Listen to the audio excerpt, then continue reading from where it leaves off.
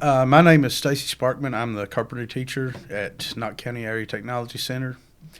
This year, we once again got a grant to build a tiny house. It's been a really great program, so we decided to keep it going as long as we can.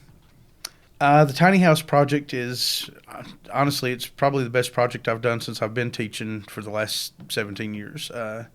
It lets the students see the project from start to beginning. They get their hands in on every step of the process from designing it to finishing it.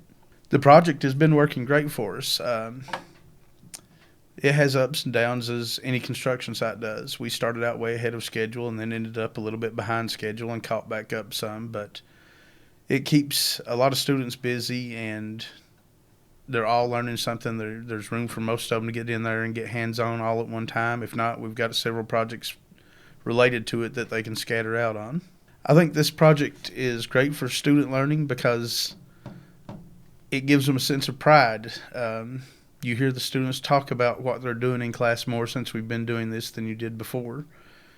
It gives them chances to learn how to work as a team. It gives them chances to work in a leadership role. There's just a bunch of great benefits to it. We learn the same thing we've learned every year. Tiny does not mean easy.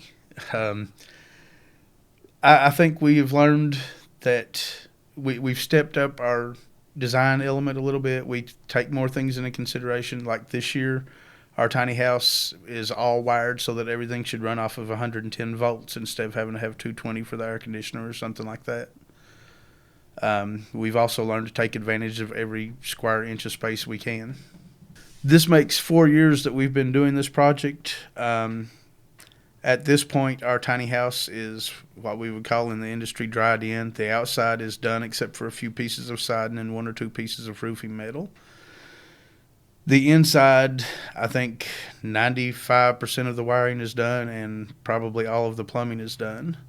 We have cabinets standing by ready to put in. We've got to build a stairway. The air conditioning installation has started, but it's not completed.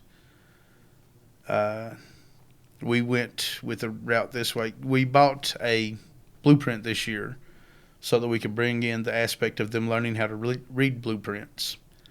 And we designed, the students landed on a design that has a whole lot of windows. I think there's 13 windows, 2 skylights, and a full glass panel door in this thing, so there should be plenty of light whether you've got the lights turned on or not.